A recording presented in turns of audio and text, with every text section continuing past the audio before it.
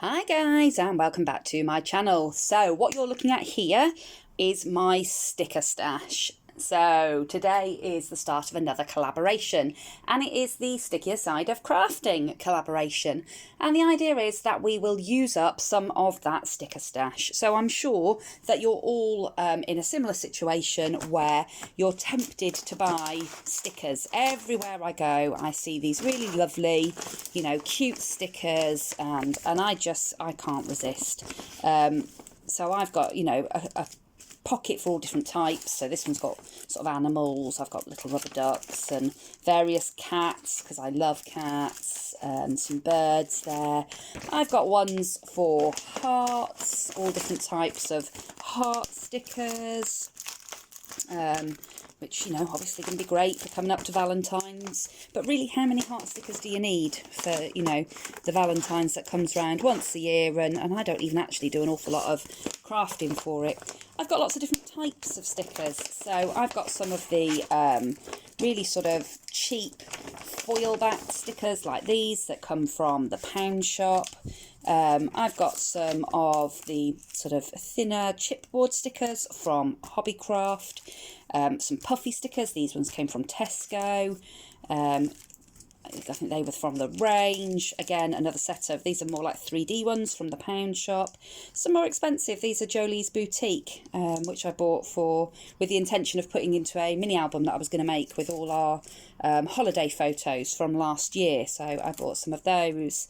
I got these ones from Boys, and I like them because, again, they're a little bit dimensional. They're like foam, but they've got a nice sort of foiled and printed image on the top, and it just goes on and on and on. And I either don't use them because I don't want to use them up. So some of the more expensive thickers type ones, just seeing if I can find a set of those ones. So I've got so many I can't actually even find what it is I'm looking for. Oh, they're in the back of that one. So I've got these ones, which I think they might be from is it Maggie Holmes, maybe? I'm not sure, to be honest, but they are American Crafts, thickers ones, and these ones are actually quite expensive to buy in this country, and you very, very rarely find them on offer anywhere. So I know over in the States, these sorts of things are found all the time over in Tuesday Morning and places like that. They're really hard to get hold of in the UK, so when you do manage to get hold of a packet, and you've either found them on sale or you've bitten the bullet and paid full price for them, I don't know, I can't bring myself to blink and use them, because once they're gone, that's it. And, I probably won't be able to find any more that, are within my price range. So, that said, if I didn't buy so many cheap stickers, I probably would be able to have, a few more of the sets of the thickers ones that I actually like, and I think I would use more if I could bring myself to use them. So what I have been trying to do is, with some of them, so this set here, this is a really lovely set that was from the works last year. I love the vibrant colours on it. Really nice for summer. I bought a pack which I used most of, so I bought a spare, and then I actually won a pack in Julia McNeil's giveaway that she was doing. And what I've done with the leftovers from the first pack that I bought that I hadn't used is I've actually stuck them all down onto cardstock, just onto white cardstock, and then I've cut them out. So it makes them more like sort of chipboard ephemera, which is, I find, to be more usable, because you can tuck this behind, you can layer this up. It hasn't got to be put flat onto your project, whereas as a sticker, as a thin sticker, you would have to stick that down flat to your project. So I think they're more usable like that. So my intention is to, particularly where I've got duplicates of the sets, which actually isn't that many. I have got much better at not buying duplicates when it comes to stickers, because I know I don't actually use them all that much. But where I have, I'm going to start turning some of them into ephemera. The other thing that I had a bit of an obsession with last year was these washi stickers that you can get from eBay and AliExpress and places like that. And they are beautiful. You know, you can get all sorts. You get some really vintagey ones, and I love doing sort of vintage mixed media type projects. So I bought loads and loads of these, and I found I wasn't using them. So I stuck them all into a book thing so that I could see what I'd got. I still wasn't using them. It was just taking up far too much space. So I took them out of the book, and now they keep sticking to each other. So they're sat in this pot, not being used. And it's frustrating me because I've paid for them. So that big long ramble was the reason why I've joined the Stickier side of crafting. It is a collaboration that is being run by Deb Hack of Deb Hack's Crafty Cottage, and we will be uploading every month on the 27th. So I'm going to just take this huge great big crate away, and I'm going to get set up for the project that I'm going to make for this month. Okay, so I'm going to take some inspiration from Ribena. This month, she created Masterboards for her. It was her prompt for her YouTube channel and her Facebook group that she runs with Kylie, and that is the. I want to say the Craft Emporium, but I can't remember. So I'll try and remember to pop the links below this video, along with all the links of the ladies that are in the collab that I'm in. But yeah, it was Nina that inspired me to make some Masterboards. I was going to do a journal page, and then I was at an appointment and sort of, you know, flicking through my phone, watching things while I was waiting, and I watched that video, and I came home feeling really inspired and wanted to have a go. So I decided that it would be the perfect time to use some of these washi stickers. So I've also found out of my stash lots and lots of elements, vintage elements, that I would like to use within the Masterboard. Now, I'm really lucky that we have a market here on a Thursday where it's called like a flea market in the UK, but they sell lots of vintage. There's lots of different stalls there, but there are lots of stalls that sell vintage stuff. So I quite often, if I'm not working on a Thursday, I'll go down and have a route about, because it's not very expensive and you find things that you're just not going to find anywhere else. So I've bought all sorts, and I've pulled some of it out today. So this is a ready reckoner for when they changed to the new pounds and pence back in the 70s. And I liked it just because it had got all the, you know, columns of numbers and things. And I just thought that was a bit different. I've got some bits of books and newspapers and things that people have sent me in Happy Mail when I've done vintage Happy Mail swaps. I've also got some sheets of music paper. Again, this one actually came in a Happy Mail swap, but I've got books and books full of music paper. I've also got some stamps. That I've bought books and books of little, you know, old vintagey stamps at the market. And again, I did a swap last year where we swapped vintage stamps, so that was really nice because I got, you know, stamps from all over the world, but to be fair, I can get them off of my market, but it was nice to do the swap. This is something that came in Happy Mail, and this isn't actually vintage, although it looks vintage. It's just a little vintagey looking envelope, but I thought it might go nicely on the project. I also find these quite frequently at the market, and they are old letter cards that so this one was sent in 1949. And it's a letter, obviously, on the back. I've actually cut this one up, ready to start using it, but obviously didn't. But then inside, it's all vintage photos, like postcard type photos. Because obviously, you know, back in the day, people wouldn't have had access to phones and cameras, and you know, so they sent these as mementos of where they'd been on their holidays. So I thought that some of that might be nice, and I like the front page as well. That's just the bits that came off, but I like the paper, so I will hold on to that. That's just a little strip that came off the back of the envelope, but I liked the torn edge, like the pinked edge and the number. I also picked up some diary and account books off the market. So these have obviously got the ledgers. So this is this lady's housekeeping. This is what she did, and this is from 1962. And it's got all her accounts and things in there. And again, just sort of, you know, as background, it makes nice sort of background elements. I've got lots of old road maps. Again, these are something that I like to pick up. I've got all sorts. I've got cloth backed ones, colour ones. This is a nice just plain black and white one. You also get the nice adverts on them quite frequently on the maps. Car log books. This is something else that I find quite frequently when I go to the Thursday market. And again, whether you want to use a page that's got the handwriting on it, which I really love, or whether you want to use the blank pages, you know, you've got that nice ledger style paper, which I like to use. I've got another diary.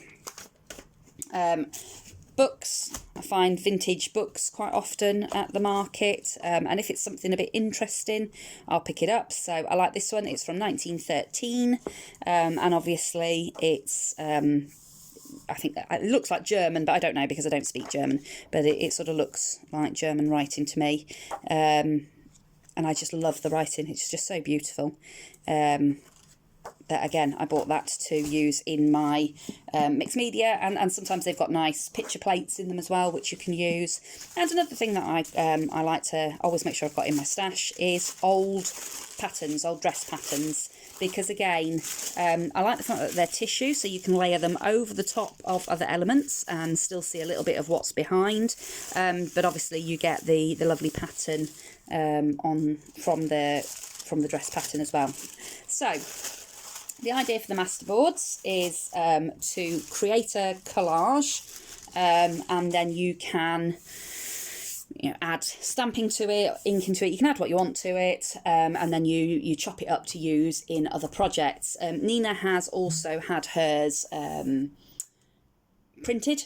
She's taken them to the printers and had them copied, which is fine as long as you're looking at making sure that, you know, you're thinking about angel policies and things like that. So I might end up doing that with mine, depending on what I use, etc. I have also pulled out some stamps from my stash, because I will probably do some stamping. So this is how I store my stamps. I store them in these pockets, and they're all numbered and labelled, and I catalogue them. Now these are all ones that came, I think a lot of these are from the works. There's one or two that's from Hobbycraft. The rest of them I think are all from magazines. Now I subscribed to Creative Stamper for quite a long time, so I've got an absolute ton of these stamp sets from Creative Stamper, and they're brilliant because you can usually find an element for, you know, whatever it is that you're creating. You know, I've got so many of them now that, you know, even if I didn't have any other stamp sets, I could pretty much usually find what I wanted just using these. So I will probably use some elements of those. And then the all-important thing for this collaboration is the stickers. And like I said, I've got an absolute ton of these washi paper stickers that I got from Ali, and they're really beautiful, and I use them on packaging and things, but sometimes that just feels like you know, it's a bit of a waste, so I am going to incorporate some of those into my Masterboard as well. So to start with, all you need to do is get down your base layer. So the way that Nina said to do it was to keep your base layer fairly neutral, so that it doesn't become too busy with colour, and to leave some white space. So all I'm going to do is start ripping into all the various backgroundy pieces, so the music paper, the book pages, the dress patterns, things like that, and then we will see sort of what I've got at the end of that. So I'll do that bit, and then I will meet you back to see what we've got at that point. Okay, so this is the masterboard so far. As you can see, I have now glued down all the different sort of elements that are going to create my background. To glue mine down, I used just the acrylic matte medium by Daler Rowney.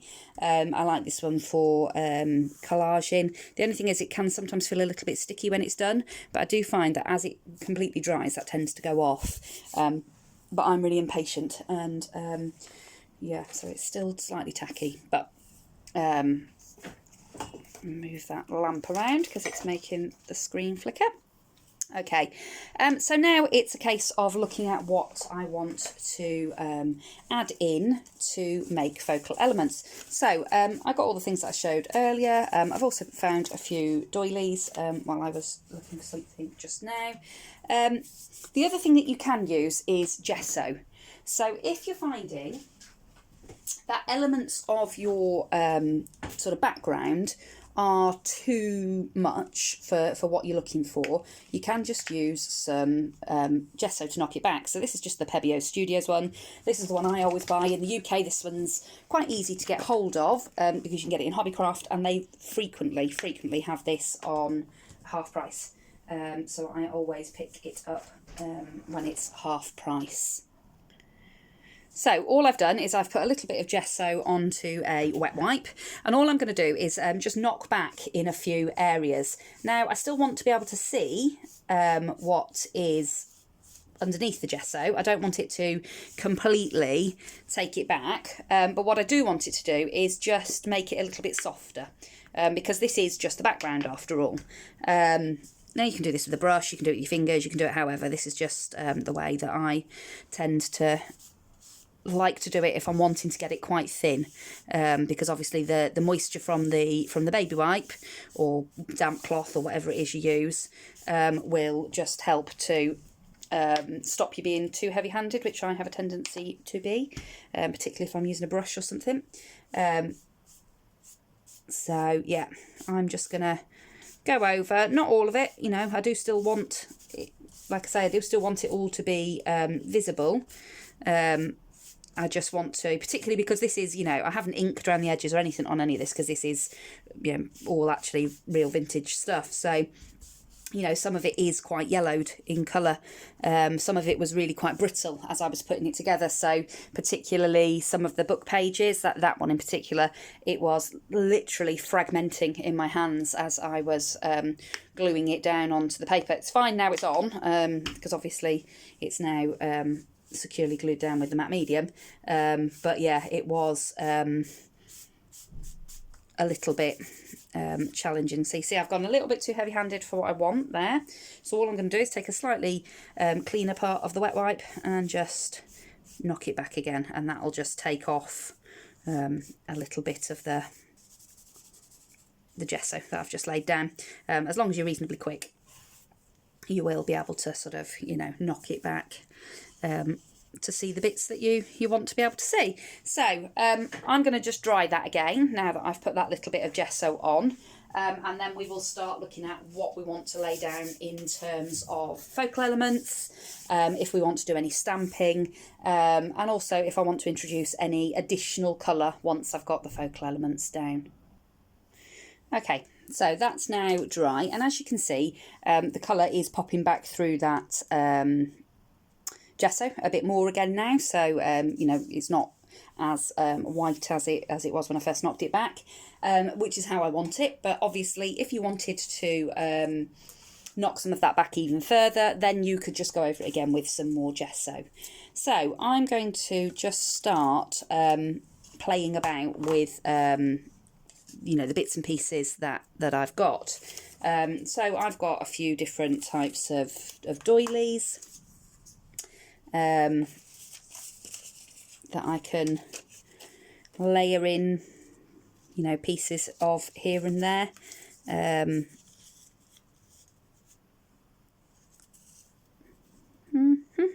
And this is just, you know, playing about basically, playing around and finding what you like. This actually came out of one of the diaries. It's the reorder form to get 1964's copy, so it might be quite nice to incorporate that somewhere. And we've already got the blue in that stamp, so I'm going to have to keep doing that with my hand to try and stop the blinking camera from flickering. If anybody knows how to make my camera not do that, I would really appreciate some advice, because it's driving me mad. I have to have the lights on because otherwise it's a bit dark in here, but it's quite annoying when the lights keep, the camera keeps flickering. So okay, what else have we got? We've got some of these old vintage stamps that we could pop about on the... Now I've got a green one, but I'm not actually sure I want to bring that additional colour in just yet. I might do, it will depend on what stickers I bring in, but what I don't want to do is have that just one green stamp on there and no other green, because for me that wouldn't look the way I want it to. I'm also going to have might cut out a few bits from this letter. That. So, how do I want to do it? Now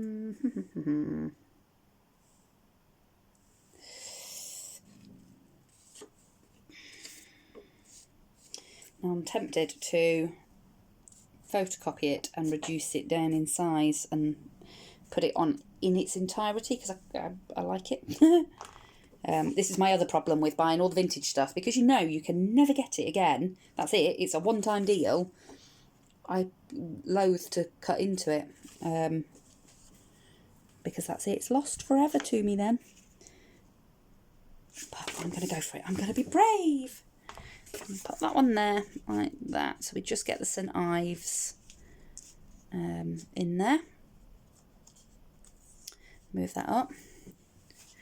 So the thing that I find is that I overfaff when I do mixed media, because I want to see everything I've put down, and obviously, you know, that's not really possible. You just sort of, you've got to add it, and you know that the stuff's underneath, but you know, that's it. So this is a little packet of photos from Torquay. So these are little, tells you what different ones they are. And what the little scenes are. Rock Walk, and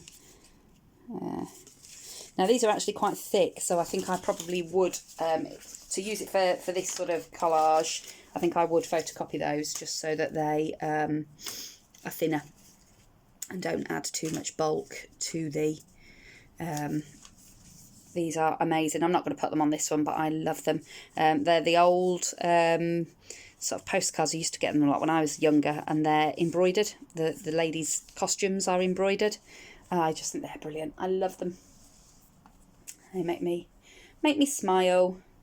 But they must be quite old, because it's got a 3D stamp on it, which is old money. That's before I was born money. So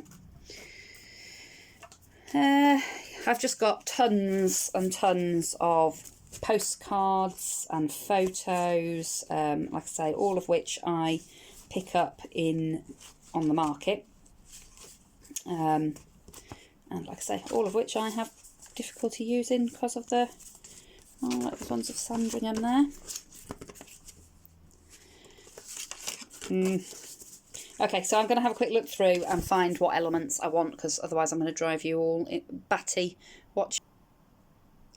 Okay, so this is, I think, how I'm going to lay out all my focal point elements. So you can see I've got quite a lot of the stickers from the vellum washi stickers.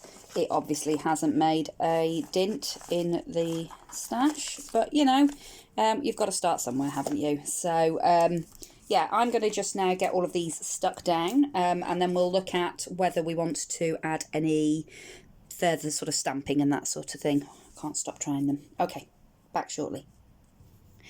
Okay, so that's it with all the stickers that I've decided to put on. As you can see, I added a few more additional ones in here and there. I'm now just going to add a little bit of stamping to finish it off. And then that will be this masterboard done. Now, I have had such a good time making this. I have enjoyed it because there's no pressure to be perfect, because all you're doing is collaging lots of elements together. Now, I know that some of you will probably be wondering, well, what on earth are you going to do with it once it's done?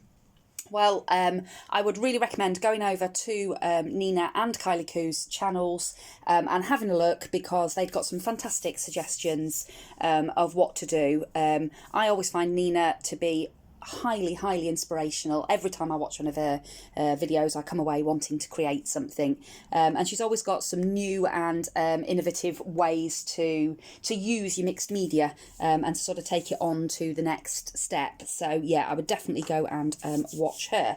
So let's get this one finished, and then I think I will get the video up and ready for this afternoon, and then I will be straight back in here making some more, because I have just absolutely loved it. It's been so much fun.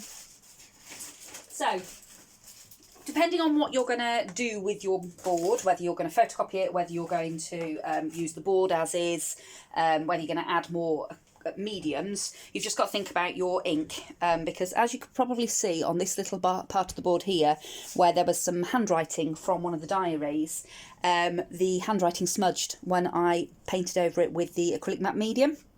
That's fine, you know, I've put the flower over the top of it. I don't mind it anyway in this context. But if that bothers you, you really need to think about what inks you're going to use. So I have pulled out my StazOn inks because I don't know what I'm going to be doing with this yet. I don't have an awful lot of alcohol inks. I've just got the those three colours and a jet black as well. But to be fair, because I tend to use them in mixed media, I haven't found that I've needed anything other than those inks. So yeah, they've always done me fine.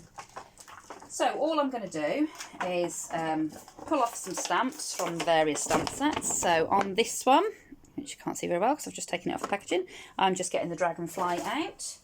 I'm going to grab an acrylic block, one of my mucky acrylic blocks, because I never clean the blinking things, and I'm going to choose a colour to stamp it in. I think I will probably, decisions, probably go for the brown for this one. Now, this is a sort of one-shot deal, and you're unlikely to get perfect stamping because of all the different layers and textures that you've got.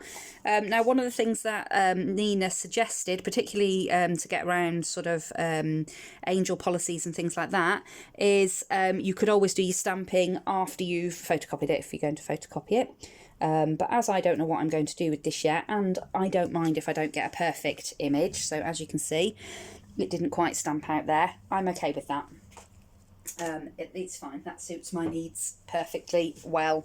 If it bothered me when I came to actually use the board, I could always cover that bit up with something else. So the other thing that I think is really important to think about when you're doing things like this is to make sure that you are stamping off and like putting your images off the edge of the paper as well. So as you can see on some of the sort of sticker elements, I have gone off the edge of the page and then sort of trimmed it back. And I think that's important to make it look more like a sort of, you know, I suppose it depends what look you're going for, but for me, I sort of think about wanting to use it as patterned paper, and I like that sort of that look of it being something that's been cut down from a bigger piece. So that's why I tend to go off the edge of the page a little bit. So I am rambling a little bit because I am looking at what stamps I've got and trying to decide what I want to use. I'm going to pull this one out. This is one of my favourite stamps, and as you can see, it is well loved. It was just a little one from, I don't remember if I got it in a magazine or whether it was from Hobbycraft, that one. I got one from Craft Stamper magazine, which I don't know if it was this one or if it was one that was very similar, but I love them. And as you can tell by the colour of it, I do use it an awful lot.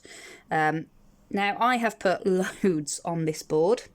So I'm probably not going to need an awful lot in the way of stamping, because I've already made it quite busy. But I think it's a case of, you know, do whatever makes you happy. Do whatever makes you smile. I quite like the busyness of it, particularly because I will probably, you know, cut it and use it in much smaller elements. But obviously, if the busyness was too much for you, then you could use more of the sort of backing, or more sort of like the dress pattern, where there's less on the backing, and make your backing less busy. Or you could knock more of it back with the gesso once you sort of get to that stage. But I'm quite liking the sort of crazy busy look of it. So I've got some really pretty little birds and butterflies. These came in a set from the works when I very first started crafting about 2.5 years ago. And I sort of didn't know anything about anything, and I just saw them in the works and thought, oh yeah, stamps, so bought them. Now that's quite a vivid green, not loving it, but as I've put it on once, I will try and sort of tie it in by having some more in, and I will probably go back and knock that back again later on, to be honest. Because that is a little bit too bright, so I'll let that dry, and then I will probably just knock that back with a bit of gesso, because that is just a bit too vivid for the look that I was going for. So as you can see, I've not not really thinking about it, I'm just doing it. But you know, that's okay, that's part of the joy of doing it, to be honest, is there isn't that pressure to be perfect, to get it right every time. It is just about playing and, you know, doing whatever, you know. If it makes you happy, if it makes you smile, then that's good enough. So, yeah, I like it. And I think that's probably busy enough. And I think what I will do is I will just give everything a final dry, and then I will probably just go back in with a little bit of gesso and knock back the odd bit here and there, just so that your eye can focus on, you know, some of the elements rather than trying to look at this whole busy sheet all at once. But like I say, when it comes to actually using it, I'm not likely to use the whole thing as an element. I'll be using parts of it cut up, you know, die cut, or Nina's just made some buttons, they were fantastic. So yeah, we'll knock it back a bit and see where we get to. Okay, so I have put a little bit of gesso here and there to knock things back a little bit.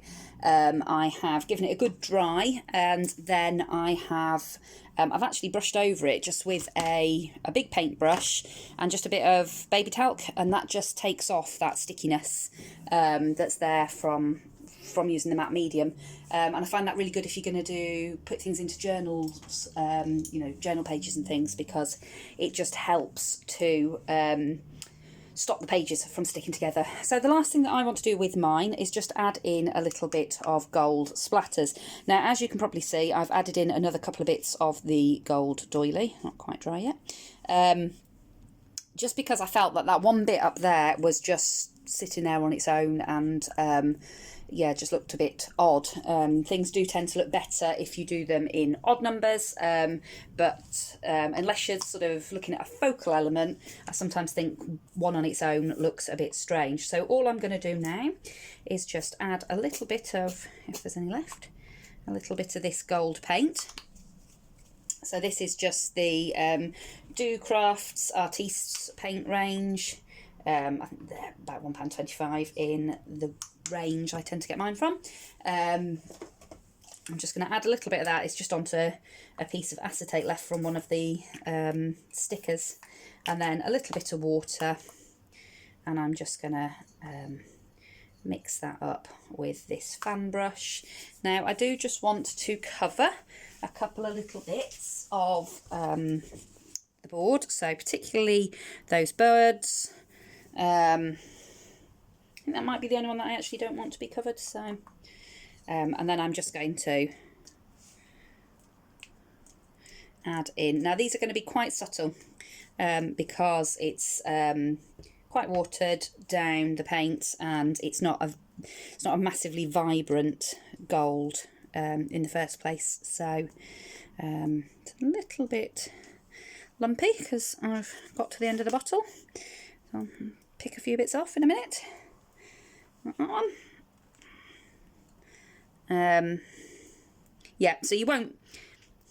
You probably won't even be able to see it particularly on the camera, but it just adds a little bit of sparkle in the background there.